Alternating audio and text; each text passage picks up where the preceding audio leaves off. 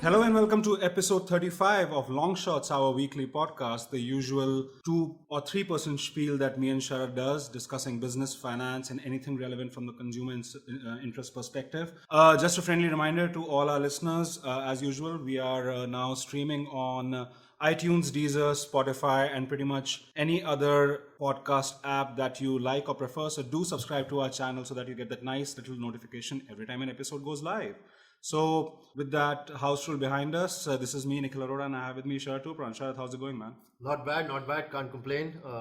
It's hot now, and I'm really glad that we're doing a podcast when we have our coffee cups full. Yes. That's a new. Sipping hot cups of coffee. As per the request from our special guest today. But before we go to that side, today is a bit different, right? Like our first two guests this season were from I would say more gray end of the spectrum, like not in terms of age, but at least in terms of what they do. One was a structured credit analyst, the other guy was a lawyer. But today we have someone working in a slightly more glamorous end of things, even though I think her work on a day-to-day basis might be more ops heavy than we think. So, just like Uber and Ola that we've discussed. Yes, pretty much that. So here we have with us Shreya Soni, dear friend from our school and the founder of Delhi Secret Supper Club, DSSC. Shreya, how's it going? Hi guys, thanks for having me here. No, Shreya, it's a pleasure to have you. And we obviously have been seeing you go through this journey in the past, I would say 6 to 7 years now. Yes. Yeah. We just hit our 6th year mark a couple of months back. Great. So our LinkedIn research was pretty spot accurate. on. Spot on. I'm impressed. Yes. Well done, guys. It's updated as well. It's updated. Equally impressive. Yeah.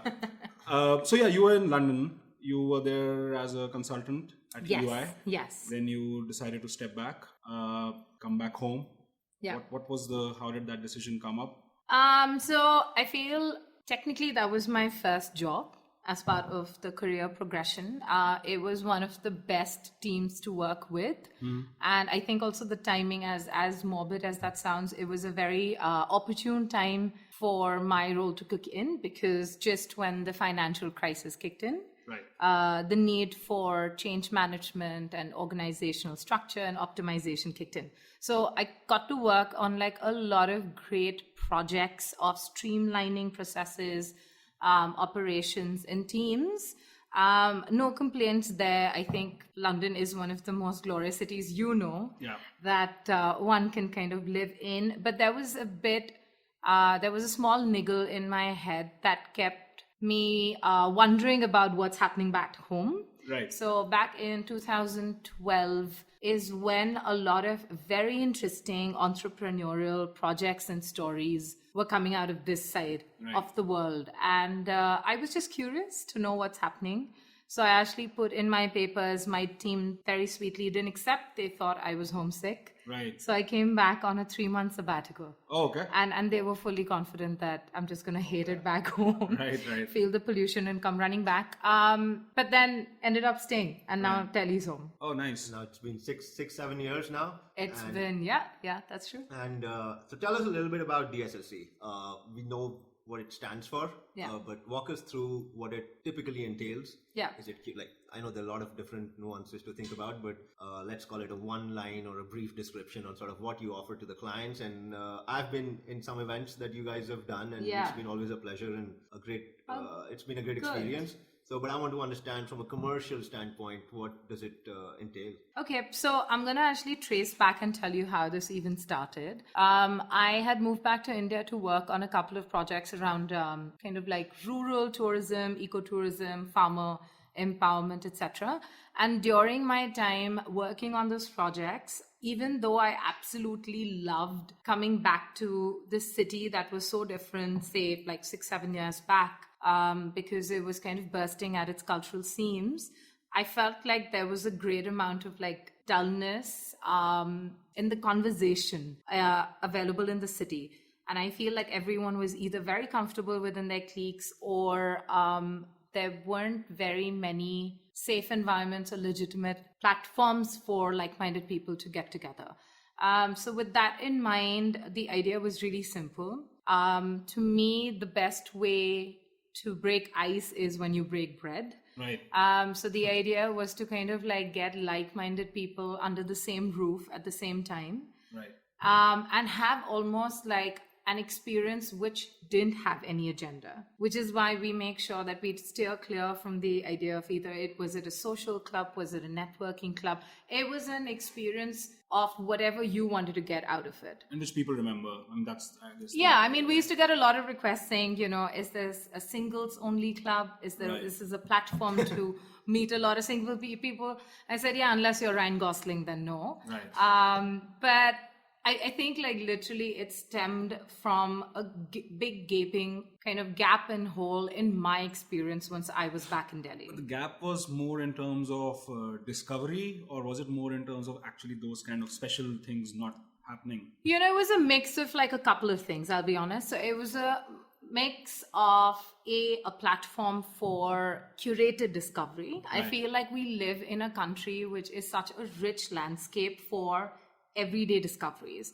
I mean, you could walk out of the office right now and we have like at least a zillion touch points that engage or pull on your senses, right? So I don't think we're lacking in that, but I feel like in terms of curated discovery, in terms of like quality, like-minded conversation and discussion. And the third one was experiences. Right. So I feel like it became like a trifecta where the project soon became, how do you provide a solution to tackle these 3 points? Okay. The reason why we remained secret was actually quite simple. At that point in time, a lot of startups that were coming to play, a lot of focus was being spent on the founder and not the product. Right. Now, I'm just going to assume that we all also actually come from families where, our parents, our uncles, aunts, grandparents, they've always built products, they've built projects where it's been their work ahead of who they were. It almost became kind of like irrelevant about who was driving that project. So in my head, I thought if I'm running a secret supper club, a concept that is actually, it rolls around the globe quite often. Oh, really? Yeah, Okay. so you have like secret supper clubs. I attended one in Paris, I attended one in London. Right. But it's more, the format is you go into a secret location, usually typically the host's home, and it's a Right. beautiful sit-down dinner, which Okay. is more around experimental ingredients. We obviously missed out on a bit of stuff there. Yeah, I know. Guys. We'll come to how you break into the other side of that secrecy. Yeah. How do you get into Basically, it takes a glutton to find such experiences. Right. No, I was like, okay, so I thought that's like, I was giving too much credit to you. I thought this is like completely your, end to end. No, I won't like take credit on that. I promise. Supper Right. clubs exist Oh, okay. Yeah. all over the world, but none from this subcontinent. So Got it. the reason I thought it would be fun as an experiment to keep it secret end to end, Right. because I wanted to kind of like test. So, like, just for the benefit of the listeners, when you say end to end, you mean even your identity was unknown, right? So for right quite some from time. identity to details about the experience. So other than you getting an email with just in terms checking your availability about date and time, Right. there were no other details given. You weren't allowed a +1, you weren't allowed a friend that could act as a security blanket, you weren't told what cuisine, you weren't told where, nothing. Right. Next set of details, once you kind of RSVP, you would get it 12 hours before the experience. What about dietary restrictions? I'm just kidding. No, but I would always ask for allergies and dietary restrictions, because now, like, everyone's allergic to something. Gluten. Something. Gluten is still like generous. Now I get requests like, I am allergic Nuts. to a certain kind of water. What? Now, Really? very hard to cater to that. So then Right. we just ask, like, what's your preferred Brand. brand of water? Oh, wow. we just serve that. Interesting. Very interesting. But I mean, like, what's interesting also is that, like, you mentioned that no agenda. Yeah. Like, no agenda is, I think that makes it fascinating because, I mean, there are all of these structured events which keep on happening. Yeah. And I mean, there's a natural bit of inertia which comes about, Yeah.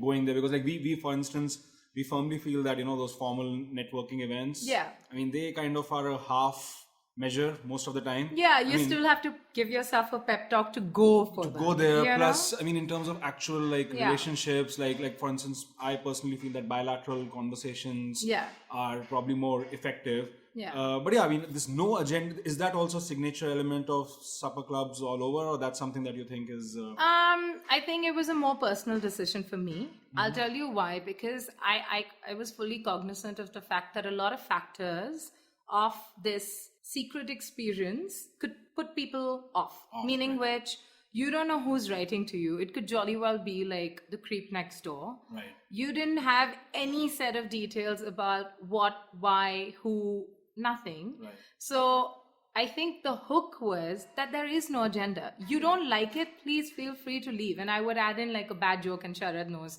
how fabulous my jokes are. And I'd be like, you know what, if you feel at any point in time of the experience it's not up your alley, please throw the serviette to the person on your left, fling your drink on your right, and leave. That's all. So I feel like that kind of, the option of kind of no restrictions, you can leave if it's not up your alley. It almost acted like a healthy buffer and kind of security blanket to go. Right. And to go solo. But like all the like the opacity around the process, Yeah. did it make it challenging to market it? I assume it did, right? I mean, how are you kind of dealing with that particular problem?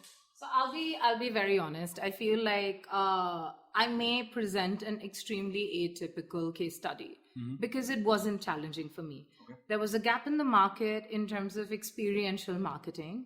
Right. There was a gap in the market for curated experiences that actually got word of mouth marketing, which in my mind is almost like the stickiest form of like almost like legitimacy, right? So was it hard for me to market this? Not at all. It actually started off as a one-off social experiment. And then I paused for a couple of weeks because I went back to work. I had a great time. I didn't attend most of DSSC experiences over the course of 4 years, and that one secret experiment then started getting a lot of demand, not only from the consumers because of word of mouth saying, oh, but my friend went here, how can I get on the list? Right. The minute you get the question, how can I get on a list, you know you're onto something hot. And then the minute you start getting word of mouth from the consumer end is when the demand and like say everyone from the industry picks up, because they need to park their funds somewhere. But I mean, like, isn't it true that in the beginning, like there's not much of a demarcation between you and your company, right? I mean, like there isn't. You are the person, you are the company, right? Yeah. I mean, and that entire brand perception takes some time to build in. Yeah. But like in this case, you yourself was like practically incognito, right?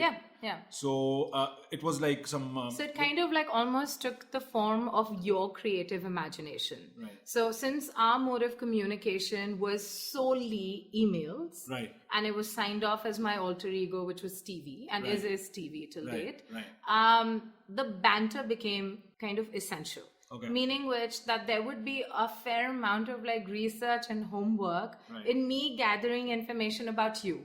I know in today's day and time what the connotation of like my explanation would be, but back in the day it became a kind of a tool to personalize my communication with you, coming from the fact that it's coming from an anonymous person. Right. So that was almost like this trust building exercise. So people assumed either it's someone they know, which 80% of the time didn't. I didn't know half of, or more than half.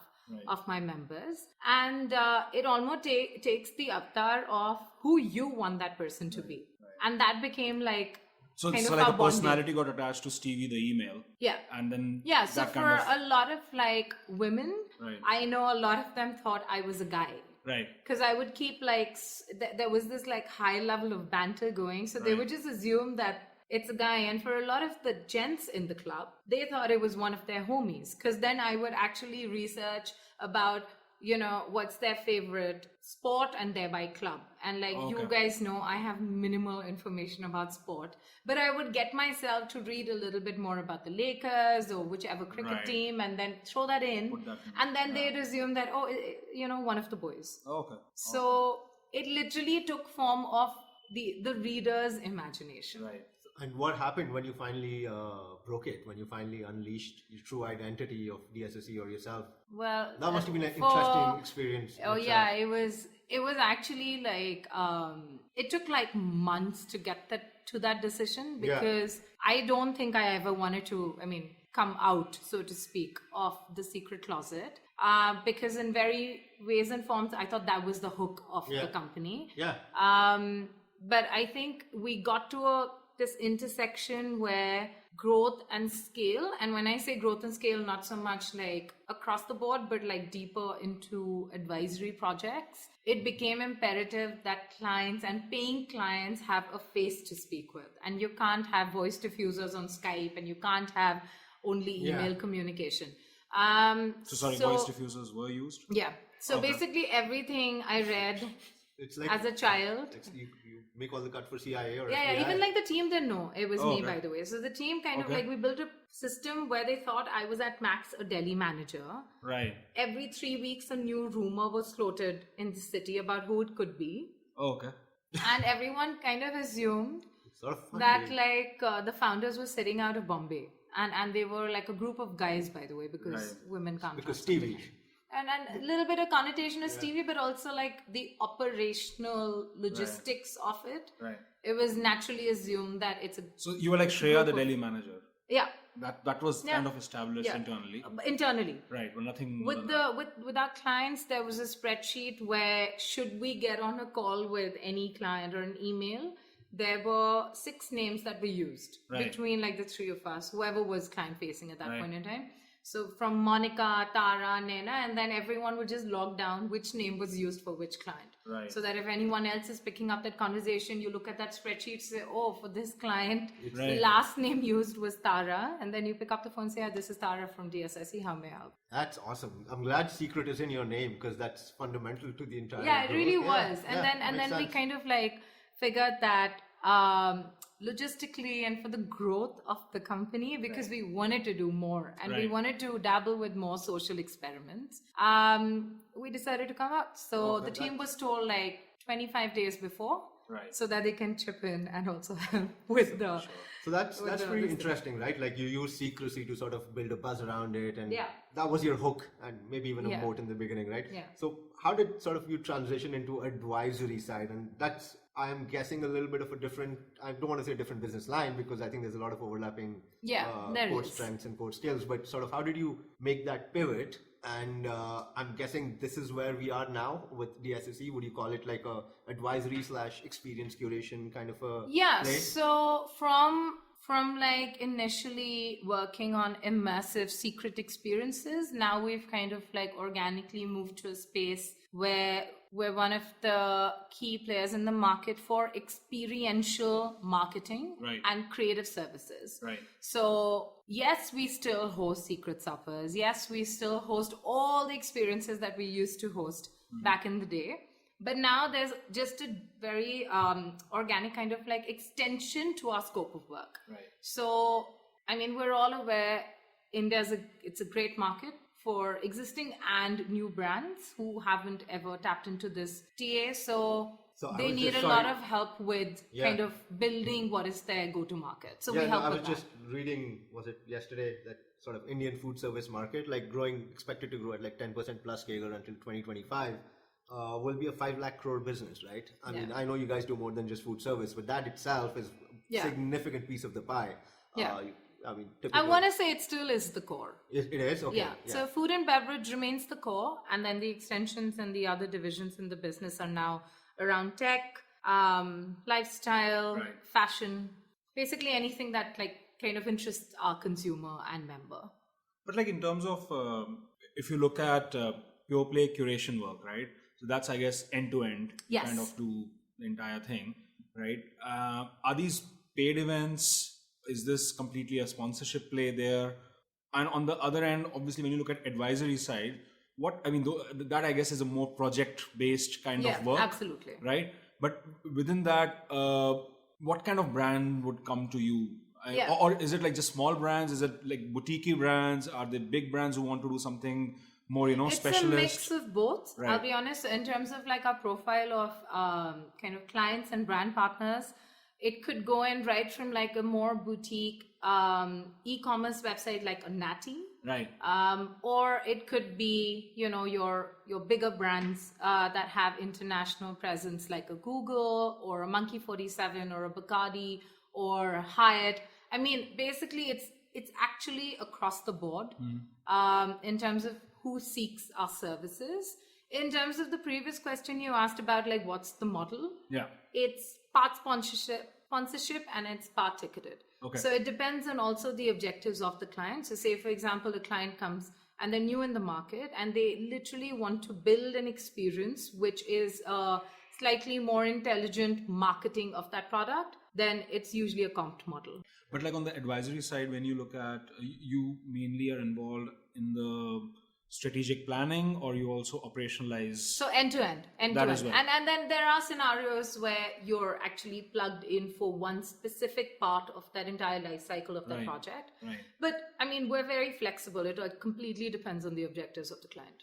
And so, for example, and this might be like a very silly and oversimplifying this case. Let's say I'm a big Canadian alcohol brand and I have zero presence in India, and I'm like, you know what, like this is an emerging market. Like guys are drinking, and men and women are spending a significant portion of their money in F&B. I want to make inroads into India. Let's say I discovered that, you know what, DSSC is someone that can help me out with this. Yeah. How long would that, like, how would it end? Let's say, would you give me like a go-to-market strategy? Would you help me with an event? Will you help me design a brand camp? Like, is that sort of all the things that you would cover typically? And how long does it last? Pretty much. Well, okay. So typically, like how brands, so like say, for example, the case that you just submitted, what happens is that usually the bulk of the work happens in the research phase. Okay. Which is what just kind of mapping out what are your objectives and who is your target audience. Once you kind of like funnel it down to like say 5 big things that your brand wants to achieve in like say FY 1920, we start working on building a more 360 approach to go to market, which would be a good healthy mix of online and on ground. Okay. So for online, whatever the digital campaigns are, what kind of like tone and voice you want to build, right from like design to copy to influencer marketing to video campaigns, whatever that gamut is, to your offline activations, right from like your big bang launch to smaller activations for brand awareness to brand kind of advocacy to everything. So it kind of like, I mean, typically a lot of brands come to us for the end-to-end scenario, but for a lot of like established, for example, alcohol companies who've been in the market for like so many decades and years, we usually plug and play into certain kind of lifetimes of that project. Okay. Yeah, no, that's interesting because especially for new brands, right? Like, I mean, they really must be putting their trust in you because first impressions are important for brands, right? Like, especially when you're and in a very noisy landscape. So it is, correct. It's more critical. Yeah. And sort of on the digital side, right? Like, is social media a big piece of the pie, a big piece of the puzzle, rather? Okay, so this is a bit of a conflicting answer. Okay. My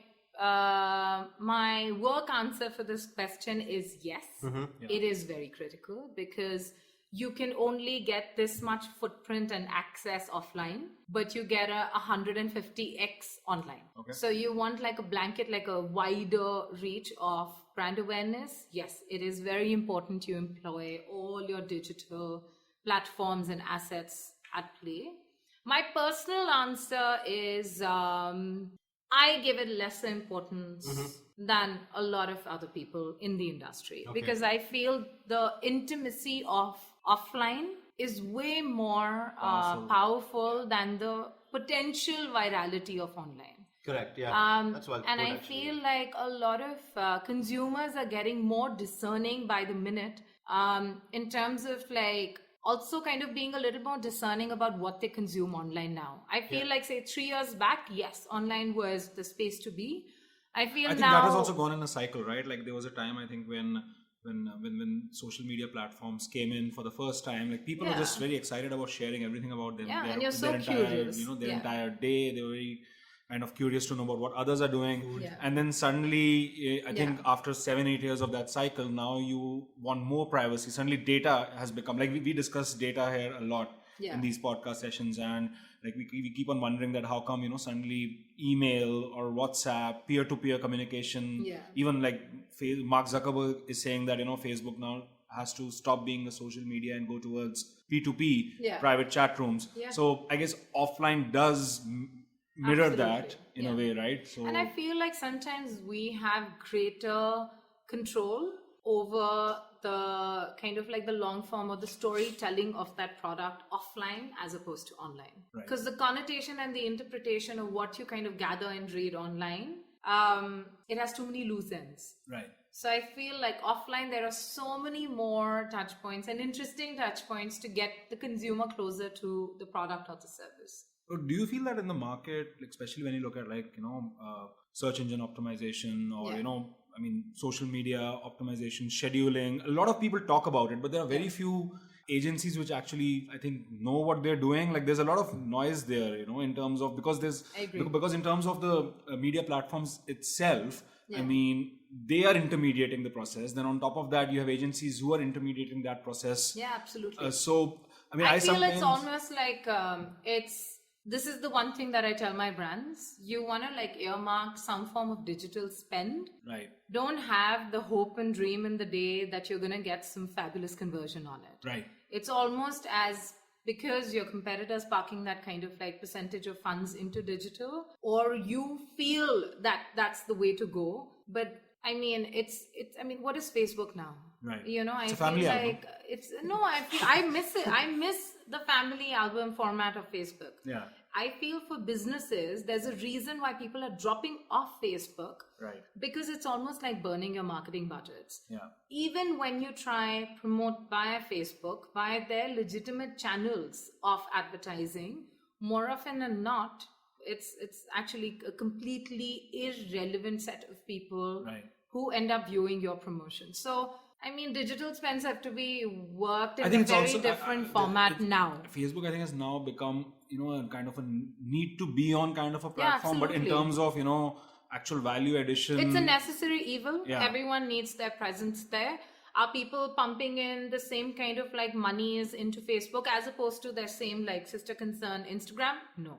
Not as much. Right. Yeah, no, not as much. Interesting episode from my previous stint was, I think it was 15, 16, and I used to cover the media stocks, the North American media stocks, and a lot of television broadcasting companies were seeing a massive downsize in the advertising revenue because all of the advertising dollars were sort of going online to the Facebooks of the world.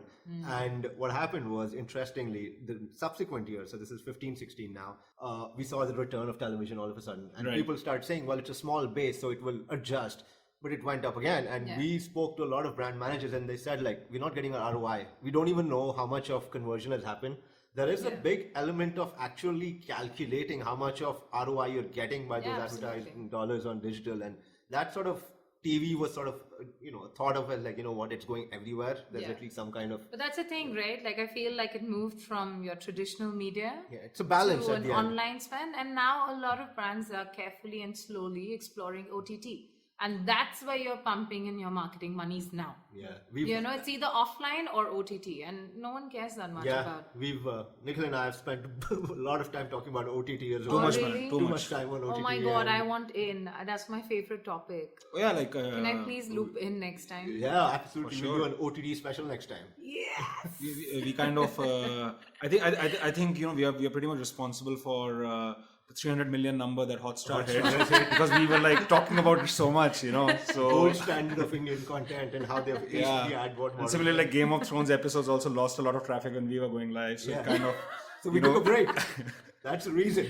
Guys, we need to redirect all the brand managers to come speak to you now. Yeah, I mean, we are obviously, we are again falling in the trap of patting our backs, and then not awaiting any external validation. So, but yeah, it's interesting because I think when you were talking of this offline to online, I was thinking offline at that. I mean, if I also consider television to be non-online. I mean, it's not pure offline. Fair. But television is pretty much a broadcast medium. Yeah. Then social media came, it became a very pointed medium. But now I think it is pretty much looked at as a broadcast medium itself, except maybe an Instagram, which has a slightly more specialist audience, right? But no wonder the cycle is going kind of, places. on one end or the other. But Instagram must be like big because you're, I think, you're into the curation domain. Instagram being a very visual medium must be pretty important. I noticed that you have like 59,000 followers. Yeah, so Instagram for us still is a way more. By the way, +1 for research. Yeah, well, It's I'm on the very paper, my friend. It's there.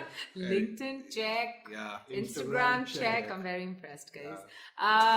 But yes, Instagram is still, for us at least, in our limited understanding, it's a very useful tool, not only for outreach, but also discovery. And I mean like both ways, not only us kind of like pushing out, but also pulling in kind of knowledge and information. So for us, Instagram is a really, really great platform, and for our brand partners. So in fact, like a lot of our brand partners come on board kind of like asking us to build campaigns, keeping just that in mind, only for Instagram, which is why, I mean, you could speak to a lot of videographers and video production companies, and it's only in the last, like, say, 3 years, have contracts started adding in a clause saying we also need an added deliverable of a video of these many seconds and these many minutes, catering only for Instagram. But how do you also differentiate on Instagram? Because I mean, I always think that it's different from other platforms, because I think it's more engaging. Definitely,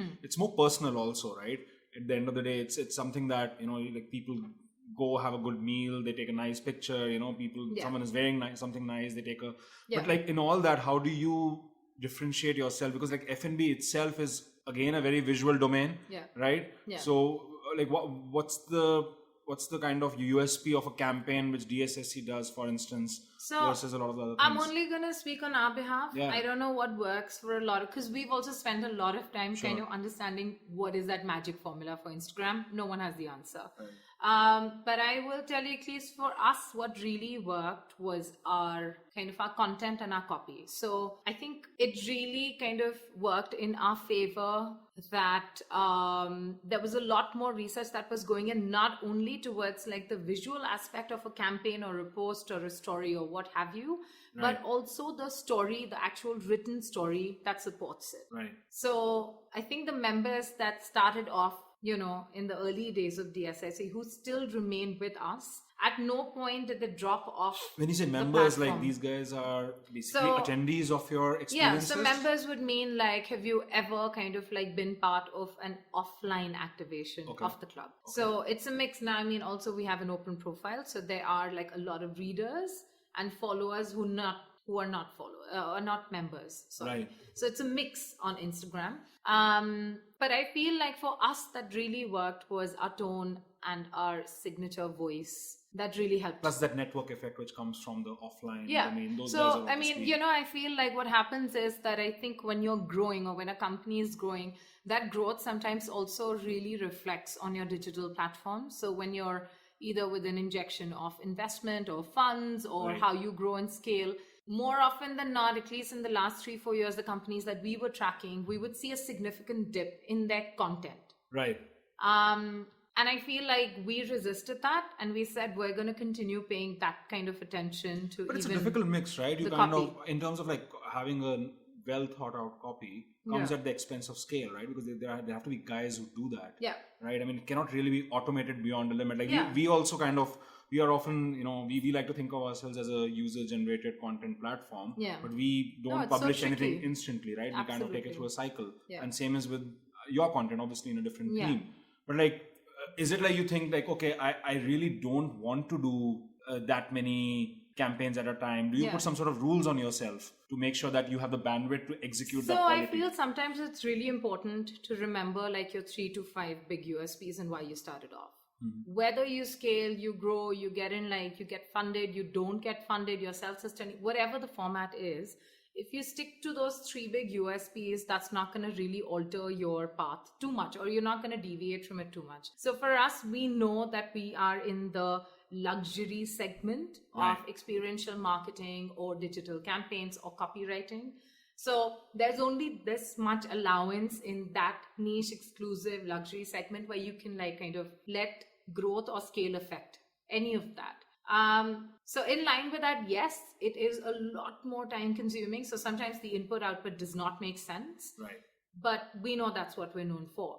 So it's it's now kind of like ingrained in our DNA and our like thought map. That's how we function. So you basically are not targeting for everyone. You're targeting for that yeah, niche. yeah, absolutely Like not. you have Yeah. identified your audience. and We what know to- our audience. We're sticking to kind of like speaking to the requirements and needs of that specific audience, which is why we ended up saying no to like very good investment about 3 to 4 times in the last 2 years, because that came with the gentle caveat of what their vision of growth and scale was, which was this, as opposed to we wanted to go deeper. Good for you, though. That's pretty. So you're preserving the sort of authenticity of what your vision is. That's, I think, important, and so well done on that.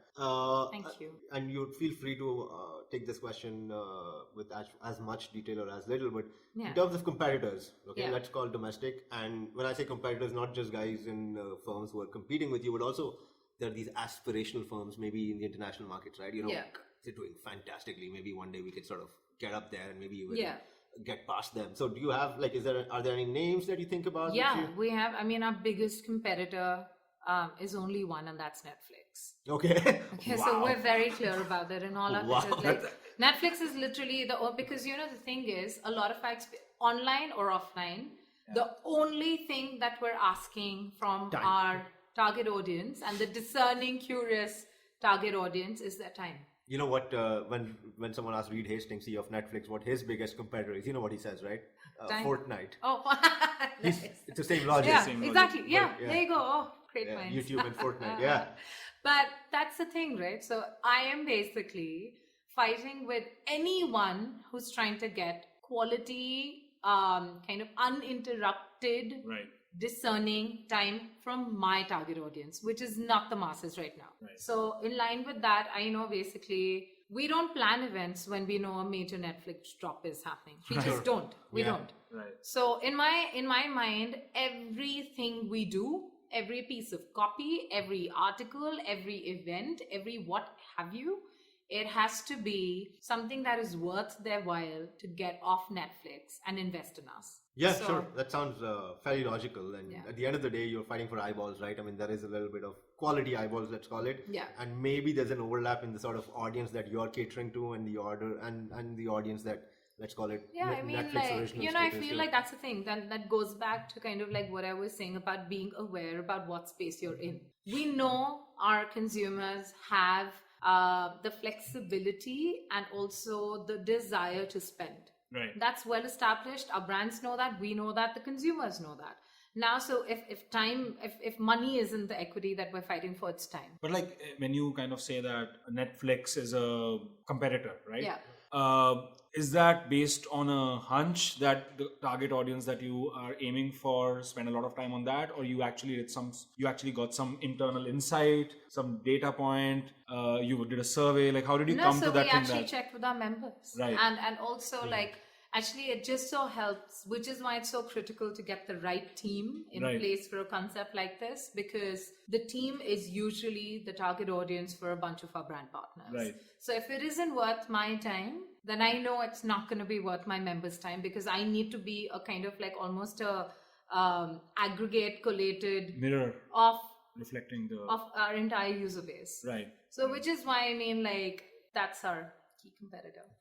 Nice, ambitious competitor, but the best thing is that they wouldn't care about us, but in my head, I'm like, that's the way it is, right? And he's also thinking of the same thing at the end of the day, right? No, so we've had the good fortune of at least associating with Netflix India, right? And which is why we have so much respect for them, because they're actually right now, currently, they're the best platforms who are catering to a very big gap. Yeah. And how do you convert people's time? Right.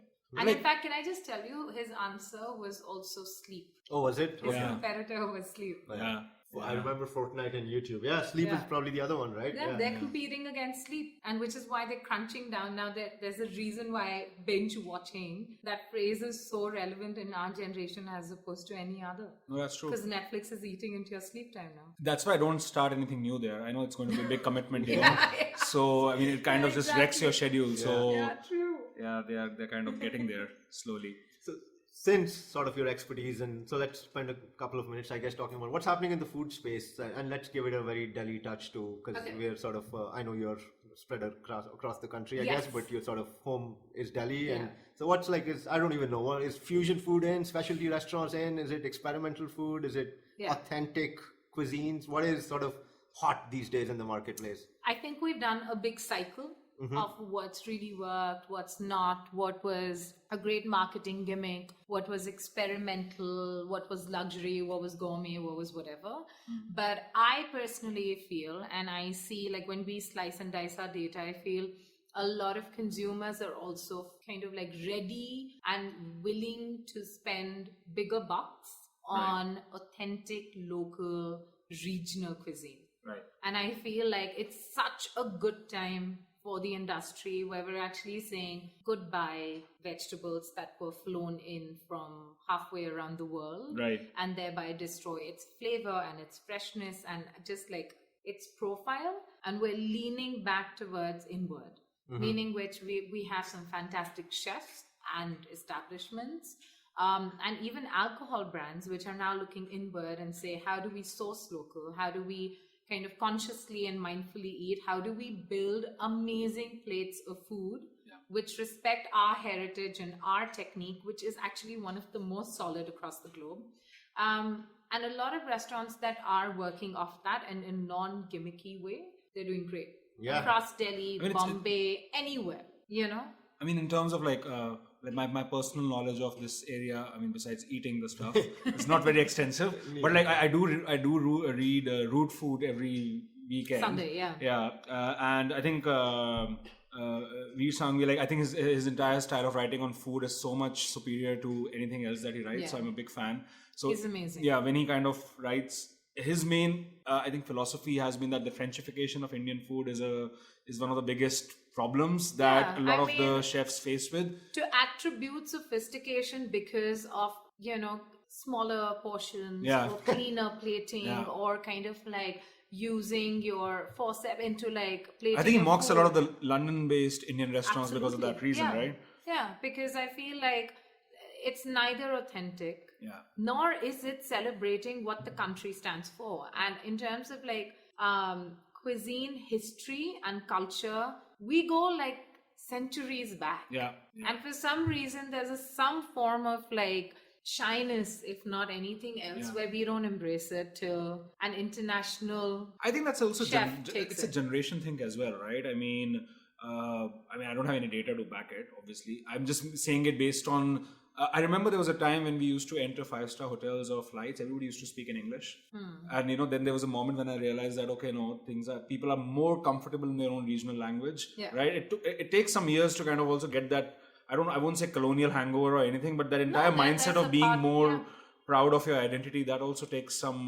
No, absolutely true. Or maybe just that. This you know, podcast things is in like- English, so I don't know why I said that. But yeah, let's just let that flow. No, Yeah. I mean like things like it took what, like an Australian cafe to tell us that a turmeric latte is very good for us, or the fact that in US they had to market or more intelligently market and package yoga to tell the world how good Yeah. it is. Whereas, we've grown up, and not just us, but our grandparents have grown up drinking haldi doodh all Right. their life. Right. And reaping the benefits of having kacha haldi in water or milk. Yeah. So I feel like sometimes it's almost like now I think we're going back and we're embracing But what we're known but for. is it like a question of marketing or packaging it, right? I mean, often like you actually need someone to go in, discover it, and then No, kind of make it. so like disagree. I hate that someone else needs to tell us what we're already good at. We already know. No, it. like even within India, often you'll see for no, it instance, just wasn't sexy enough. yeah. So how we to make went that? through like a life cycle where it was incredibly aspirational and lust-worthy if your truffles were being flown down from a remote forest in Italy, as Right. opposed to us sourcing these fantastic kind of products in season from Kashmir. What are they called? They're not called truffles, though. Do we have truffles in India? No. No, right? There is something, a close proxy. I might be wrong. Anyway, we're digressing, but Yeah, but like, I mean, just, I feel I love it that now the industry sees, it's, you see that shift happen every few months where people are going back to seasonal and Right. not serving you something that should not be served that season. Right. And it's, consumers are embracing it. The industry seems to be working with the pricing of it. So that's where I feel the industry is headed. I'm not on Instagram, but on Twitter, and I remember was it a couple of months back that the DSSC had a thali Yes. event which Yeah. sort of celebrated, let's call it, cuisines from different parts of India, correct? Yeah, that's true. Yeah. And, So it literally, can I just tell you how it came about? Sure. Because we share space with my dad's firm, and they were sick of us talking about these gourmet meals and menus that we were crafting from every other region of the globe. Okay. Till this one time in my thali, my dad is a thali also. But my dad is like a big thali connoisseur, and he would just be like, one day, why can't you just do something around bhavans and thalis, and you know how fabulously kind of scientific it is. Right. So it kind of like got to a point where we said, yeah, why not? Yeah. And it is the original chef's tasting, and that kind of gave birth to the thali tradition. So paternal pressure. Paternal That pressure, always works. yeah. Oh, Very always. effective. Food and paternal pressure. Yeah. Two drivers of this business. Yes. Yeah. No. I mean that's that's very very fascinating to hear in terms of where the entire F&B scene is moving. But like when you let's kind of rewind 6-7 years back when you came in. You came from London. Yes. Again, very active food scene there. Absolutely. Like very innovative. Yeah. From there you came here. Like when you came here, you were like, oh, there's like a lot of stuff which can happen or which is not happening, or you were like, okay, that it's already happening and I'm going to be part of that ride. No, so see, I feel like any segment of this food cycle is exciting for me because I just enjoy that entire process. Was it exciting to see so much like nitrogen and infuse this and infuse that in my food? Not really, because it was more gimmicky. Right. In London, you have so many more farmers markets and kind of farm to fork concepts that were missing when I came back. And now we're headed there. So that's the more exciting bit. I mean, and not just food, but the fact that it took us so long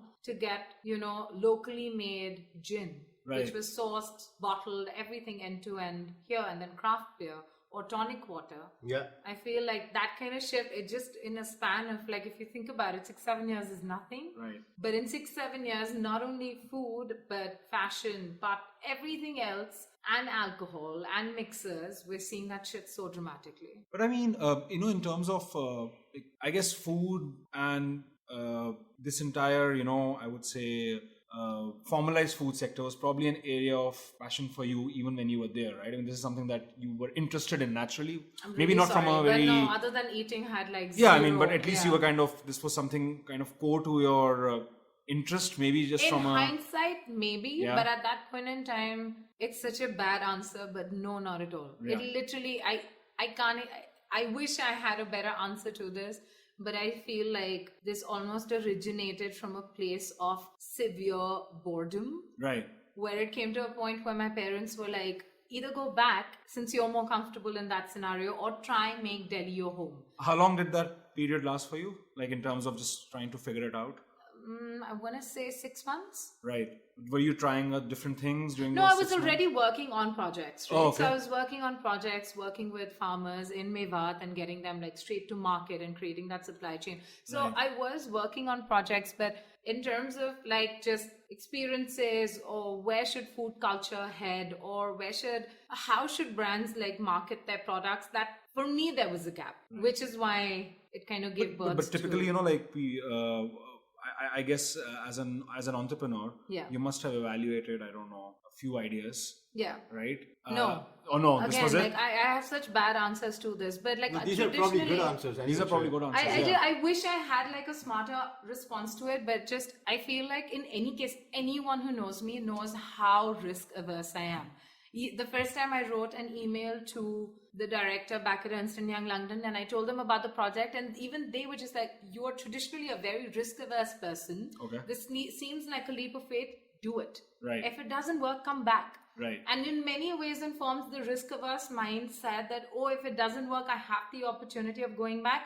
Let's do it now. So I neither had a kitty of projects or ideas that I had been mulling about, nor did I tested. It was literally you jump into the deeper side of the pool. Right. And you figure out a way to swim. At least in my case, that's how it happened. So I guess... And I learned everything on the job because I don't have any hospitality background. Right.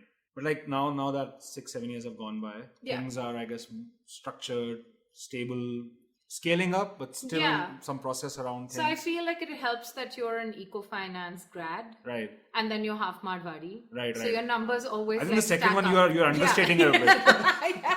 I mean, So we always say that we need to hire like a Marwari person just to make ourselves a legit business, you know. So Chef Ritu Dalmia in all her interviews or in some of her interviews, she's so sweet. She says something that being a Marwari woman, forget like Marwari man. She's saying being a Marwari woman, automatically you know that business is in good hands. Right.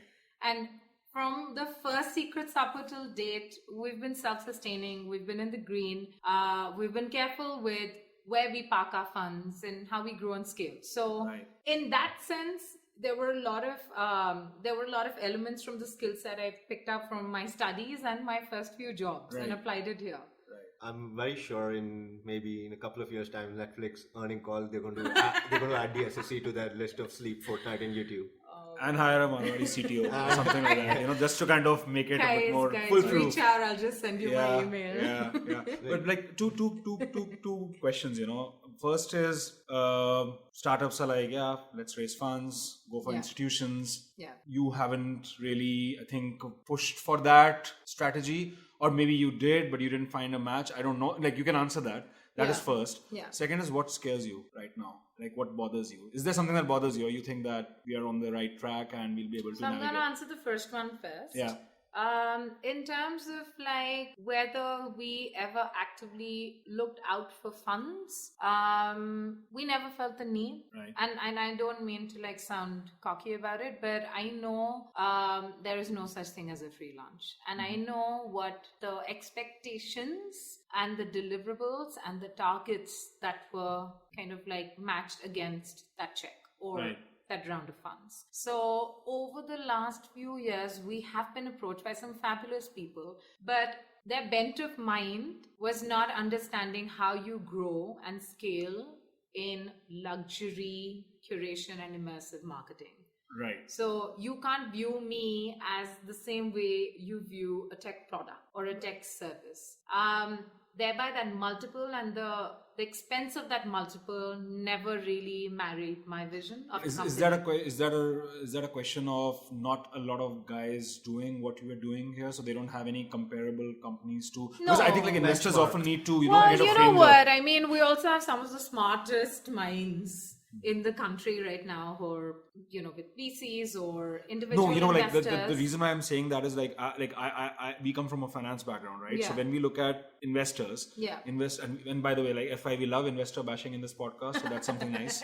But I mean, like that being said, I have think many stories for you on a separate note. Maybe the questions that I was asked during my investment. Yeah, that's always a kind of a fun thing, to explore. But like often they have a limited bit of time when they interact with you, right? Yeah. So they quickly need some sort of a framework to put your business in. Yeah. Right? That you think was a kind of where it gets a bit lost in translation? I will give them credit that they understood our model. Okay. And I will give them complete respect and credit that they also understood our vision of scale and growth. Right. I don't think the problem here was the exit strategy or the multiple or what the forecast was. Right. I don't think that was the problem. I think it was our vision not necessarily clicking of my definition of growth and scale, which in my mind is never going actually horizontal, it's going vertical. Right. And by vertical, I mean like deeper in. Deep, right. That's my view, because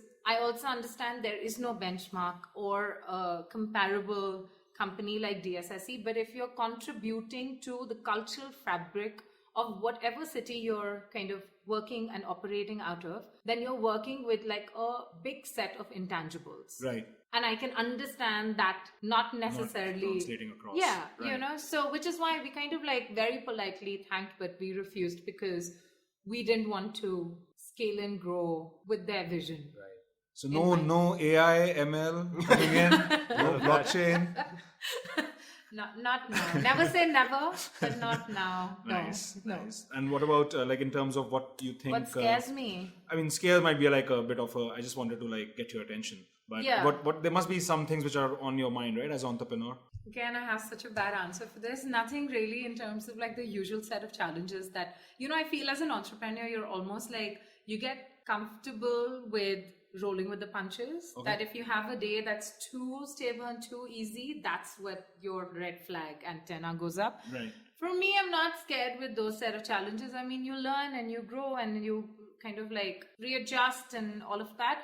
What scares me is of the day, should I ever get bored of contributing to the cultural fabric of whatever city I'm in. Right. I just really fear the day that I hope I never get to a stage where I feel dullened by it. Right. So irrespective of how chaotic the landscape is, I'm every day I'm very excited about my work. It shows. I just don't want to be bored of it. That's my big fear. That's very evidently visible. And this was a very, Alcohol very... helps, guys. Alcohol helps. Well, unleashing alcohol and advising how to unleash it. Especially in the afternoon. So it wasn't black coffee. I mean... we went Irish in between, apparently. Drink responsibly, guys. Yeah. Everyone who's listening. Yeah. No, I mean, I think, and we are hitting 58th minute of our podcast. Time just flew, and we don't have any rules. We can continue chatting if you want. But I think this was a very nice and positive note to end today's conversation. I hope our listeners enjoy this, and this is. Like our typical conversation is much drier, so this kind of is, I think, breath of fresh air. Breath of fresh air from. I'm glad. And as a woman entrepreneur, I didn't want to raise that, but since that was the joke we started with offline in the beginning, it's always a pleasure to. Yeah, my favorite line, guys. Yeah. I love being introduced as that. We did not, right? I think we just said you the didn't. name. You're Yeah. way better. Yeah, I hate that. No, Good stuff. Thank you so much for your time and all. I don't know if you need any luck, but you have the luck from Transfin team or the Thank podcasting you. team, and Always need luck. we'll obviously closely track your company from a personal standpoint and obviously from professionally. Would love to see it grow. Absolutely. And yeah, so with that, thanks everyone. I think we can, before signing off, the usual disclaimer, do feel free to comment and subscribe, share your feedback. If anyone wants to come over and have a conversation, do come here, because generally it's always fun to be more than two people praising each other. So yeah, with that, this is Nikhil Arora And this is Sharat Tupran signing off.